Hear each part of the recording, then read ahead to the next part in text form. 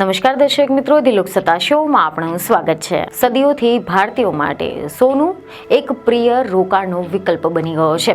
તેની ચમક અને વધતી કિંમતો હંમેશા રોકાણકારોને આકર્ષિત કરતી હોય છે. જોકે હાલમાં તો સોનાના ભાવ આસમાને પહોંચી ગયા છે. આના કારણે ઓછી માત્રામાં સોનું ખરીદવું પણ એક પડકાર બની ગયું છે. જોકે ડિજિટલ ગોલ્ડ અથવા તો ઈ ગોલ્ડ આ સમસ્યાનું નિરાકરણ લાવી રહ્યું છે. માત્ર 10 કે પછી 100 રૂપિયામાં સોનું ખરીદવાની સુવિધા ઉપલબ્ધ થઈ રહી છે. ડિજિટલ ગોલ્ડના રોકાણકારોને આ સુવિધા આકર્ષિત કરી રહી છે. ભારતમાં ડિજિટલ ગોલ્ડની લોકપ્રિયતા ઝડપથી વધી રહી છે અને તેની પાછળ ઘણા બધા કારણો છે. પ્રથમ કે ડિજિટલ ગોલ્ડમાં રોકાણ કરવું એ ખૂબ જ સરળ છે અને તમે તમારા મોબાઈલ ફોનથી પણ સોનું ખરીદી શકો છો. બીજું કે ડિજિટલ ગોલ્ડમાં રોકાણ કરવા માટે મોટા રોકાણની જરૂર નથી. તમે ઓછી માત્રામાં પણ સોનું ખરીદી શકો છો. અને ત્રીજું કે ડિજિટલ ગોલ્ડમાં રોકાણ કરવાથી તમને સોનાના ભાવમાં જે વધઘટ થાય છે તેનો પણ લાભ લેવાની તક મળે છે. પરંતુ હવે એક પ્રશ્ન ઉઠે છે કે શું ખરેખર આ વિકલ્પ વાસ્તવિકતામાં સલામત છે કે કેમ? સેબીએ તાજેતરમાં ડિજિટલ ગોલ્ડમાં રોકાણ કરવા માટે ચેતવણી જારી કરી હતી, જેનાથી રોકાણકારોમાં ઘણા બધા પ્રશ્નો ઊભા થઈ રહ્યા છે. એવા અહેવાલ સામે આવ્યા છે કે શેર બજારનું નિયમન કરતી સંસ્થા securities and exchange board of India એટલે કે સેબીએ તાજેતરમાં લોકોને ઓનલાઈન પ્લેટફોર્મ મારફતે ડિજિટલ ગોલ્ડ એટલે કે ઈ ગોલ્ડ પ્રોડક્ટમાં રોકાણ કરવા સામે ચેતવણી આપી છે. સેબીએ કહ્યું છે કે આ પ્રોડક્ટ્સ સરકાર દ્વારા માન્ય સિક્યોરિટીઝની જે શ્રેણીમાં નથી આવતી, તેથી કરીને સેબીના રેગ્યુલેશન હેઠળ નથી આવતી. ડિજિટલ ગોલ્ડ સાથે ચોક્કસ પ્રકારના જોખમો સંકળાયેલા છે, જેના તરફ સેબીએ ધ્યાન દોર્યું હતું. હાલના ભાવે ફિઝિકલ સોનું ખરીદવા માટે એક મોટી રકમ ખર્ચવી પડે તેમ છે, જ્યારે ઓનલાઈન પ્લેટફોર્મ પર બહુ નાના રોકાણથી જ સોનું ખરીદી શકાય છે, જેથી કરીને તેની લોકપ્રિયતા હાલ ખૂબ જ વધી ગઈ છે. ઇકોનોમિક ટાઈમ્સના અહેવાલ પ્રમાણે નેશનલ પેમેન્ટ કોર્પોરેશનનો ડેટા કહે છે કે સપ્ટેમ્બર 2025માં ભારતમાં 1410 કરોડનું ડિજિટલ ગોલ્ડ ખરીદાયું હતું, જ્યારે જાન્યુઆરી 2024માં 761 કરોડના ડિજિટલ ગોલ્ડની ખરીદી થઈ હતી. એટલે કે ડિજિટલ સોનાની ખરીદીમાં 85% વધારો થયો છે. તો ચાલો જાણીએ કે આ ડિજિટલ ગોલ્ડ એટલે કે ઈ ગોલ્ડ એ શું છે અને કઈ રીતે તે કામ કરે છે. સેબીએ શા માટે આને લઈને ચેતવણી આપી છે? તો સૌ પ્રથમ તો એવા અહેવાલ છે કે ડિજિટલ ગોલ્ડ એક ઓનલાઈન પ્લેટફોર્મ છે કે જ્યાં તમે નાની માત્રામાં પણ સોનું ખરીદી શકો છો અને આ પ્લેટફોર્મ તમને સોનાના ભાવમાં રોકાણ કરવાની મંજૂરી આપે છે અને તમે કોઈ પણ સમયે તમારું રોકાણ વેચી પણ શકો છો. ડિજિટલ ગોલ્ડમાં રોકાણ કરવા માટે તમારે ઓનલાઈન પ્લેટફોર્મ પર નોંધણી કરાવવાની જરૂર રહેશે અને પછી તમે તમારા બેંક ખાતામાંથી પૈસા ટ્રાન્સફર કરીને સોનું ખરીદી શકો છો. આ ખરીદી માટે સંપૂર્ણપણે ઓનલાઈન પેમેન્ટ થાય છે, પરંતુ અંડરલાઇનિંગ એસેટ ફિઝિકલ સ્વરૂપમાં હોય છે. જે રોકાણકારો ઈચ્છે છે ત્યારે ડિજિટલ સોનું વેચીને તેની સામે ફિઝિકલ ડિલિવરી પણ લઈ શકે છે. જેમ કે એમએમટીસી પીએમપીએ ભારતમાં સોના અને ચાંદીની અગ્રણી રિફાઇનરી છે અને ગોલ્ડના ઓનલાઈન ખરીદી તેમજ વેચાણની સગવડ આપે છે. ભારતમાં ડીજી ગોલ્ડ અને સેફ ગોલ્ડ જેવા પ્લેટફોર્મ આ રીતે સોનું વેચી રહ્યું છે.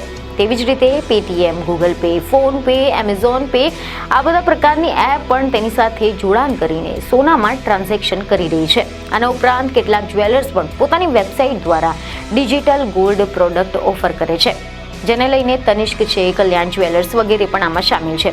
ડિજિટલ સોનું ખરીદવા માટે તમે પેમેન્ટની એપ છે અથવા તો જ્વેલર્સ પાસે રજિસ્ટ્રેશન કરવું પડશે. તે સમયે કેવાયસીનો એટલે કે નો યોર કસ્ટમર આ પ્રક્રિયા કરવામાં આવે છે, જેમાં પાન નંબર, સરનામા અને ઓળખના પુરાવા તેમજ બેંક ખાતાની વિગત આપવાની હોય છે. ત્યારબાદ ઓનલાઈન પેમેન્ટ કરીને તરત જ સોનું ખરીદવામાં આવે છે. રોકડ રૂપિયા કે પછી ચેક સ્વીકારવામાં નથી આવતા. રોકાણકાર જે ડિજિટલ સોનું ખરીદે છે તેની સામે સેફ વોલેટમાં ફિઝિકલ સ્વરૂપમાં સોનું સંગ્રહ રાખવામાં આવે છે અને તેથી જ સોનાના ભાવમાં સ્ટોરેજ અને લોજિસ્ટિકનો ખર્ચ પણ ઉમેરાઈ જાય છે. સોનું ખરીદ્યા પછી વેચવા માટે કોઈ લોક ઇન પીરિયડ નથી હોતો. સોનાને સામાન્ય રીતે અનિશ્ચિત મુદ્દત માટે હોલ્ડ કરી શકાય છે, પરંતુ કેટલાક પ્લેટફોર્મ પર 10 વર્ષ સુધીના હોલ્ડ કરવાની લિમિટ હોય છે. કોઈ પણ ગ્રાહક જ્યારે ડિજિટલ ગોલ્ડ ખરીદે છે ત્યારે તેટલા પ્રમાણમાં ભૌતિક પ્રમાણમાં સોનું સંગ્રહ કરવામાં આવે છે અને તેમાં સિક્યોરિટી એજન્સીનો ખર્ચ, લોજિસ્ટિકનો ખર્ચ વગેરે પણ ઉમેરાઈ જાય છે.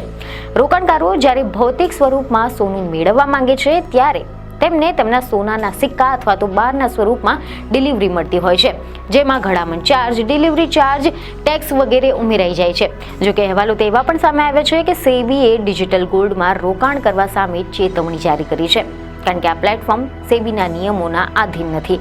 વધુમાં ડિજિટલ ગોલ્ડમાં રોકાણ કરતા પહેલા તમારે પ્લેટફોર્મની સુરક્ષા, સોનાના ભાવમાં વધઘટ અને અન્ય જોખમો જેવા ઘણા બધા પરિબળોને ધ્યાનમાં લેવાની જરૂર છે. ડિજિટલ ગોલ્ડને ખરીદવા કે પછી વેચવાની પ્રક્રિયામાં સેબી અથવા તો આરબીઆઈ જેવી કોઈ પણ એજન્સીની ભૂમિકા નથી હોતી. આ ઉપરાંત પ્લેટફોર્મ પર સોનાના જે ભાવ દેખાડવામાં આવે છે તેની પારદર્શિતા વિશે પણ સવાલો ઊભા થાય છે, જેથી કરીને ડિજિટલ ગોલ્ડ ખરીદતી વખતે તેનો ઊંચો ભાવ વસૂલવામાં આવે અને વેચતી વખતે નીચો ભાવ મળે તેવી શક્યતા રહે છે. સોનાના ભાવ હજુ પણ વધારે વધશે તેવી ગણતરીથી લોકો ડિજિટલ ગોલ્ડની ખરીદી કરતા હોય છે. આના કારણે સેબીએ આ ચેતવણી આપી હોઈ શકે છે. ડિજિટલ ગોલ્ડ ખરીદવા માટે કેટલાક ચાર્જીસ પણ હોય છે, જેમ કે ડિજિટલ ગોલ્ડ ખરીદનારાઓને સોનાના સિક્કા અથવા તો બારની ડિલિવરી માંગે છે ત્યારે તેના પર જે મિન્ટિંગ ચાર્જ લાગે છે, જે સોનાની કુલ વેલ્યુમાં વધારો કરે છે, જેથી કરીને રોકાણકારો પોતાની આ સોનાની ફિઝિકલ ડિલિવરી લેવાના બદલે રૂપિયા મેળવે તો વધુ યોગ્ય રહેતું હોય છે. હવે આપણે વાત કરીશું કે ડિજિટલ ગોલ્ડ ઉપરાંત અન્ય કયા કયા વિકલ્પો હોઈ શકે છે. તો હવે આપણે વાત કરીશું કે ડિજિટલ ગોલ્ડ ઉપરાંત રોકાણ માટે અન્ય કયા કયા વિકલ્પો હોઈ શકે છે. તેવા રિપોર્ટ સામે આવે છે કે જો તમે સોનામાં રોકાણ કરવા માંગતા હો તો પછી તમે સેબી દ્વારા નિયંત્રિત અન્ય સાધનો છે. તમે exchange trader commodity derivatives mutual funds દ્વારા ઓફર કરાયેલા ગોલ્ડ એક્સચેન્જ ટ્રેડર્સ ફંડ્સ એટલે કે ETFમાં, આ સિવાય શેર બજારમાં ટ્રેડર ઇલેક્ટ્રોનિક ગોલ્ડ રિસિપ્ટ્સ એટલે કે EGRSમાં રોકાણ કરી શકો છો. વધુમાં તમે રિઝર્વ બેંક દ્વારા જારી કરાયેલા સોવરિયન ગોલ્ડ બોન્ડ્સ એટલે કે SGBS પણ ખરીદી શકો છો. આની સાથે જ ડિજિટલ ગોલ્ડ એક આકર્ષણ રોકાણનો વિકલ્પ હોઈ શકે છે, પરંતુ તેમાં ઘણા બધા જોખમો પણ ધરાવતા હોય છે, જેથી કરીને રોકાણ કરતા પહેલા તમારે બધા જ પરિબળોને ધ્યાનમાં લેવાની જરૂર છે. સેબી દ્વારા નિયંત્રિત અન્ય સાધનોમાં રોકાણ કરવું એક સુરક્ષિત વિકલ્પ હોઈ શકે છે. તો આશા છે કે તમને આ માહિતી મહત્વની લાગી હશે, જેથી અમારા વિડીયોને લાઇક અને શેર જરૂરથી કરજો. બીજને એક ખબર સાથે ફરી મળીશું. ધન્યવાદ.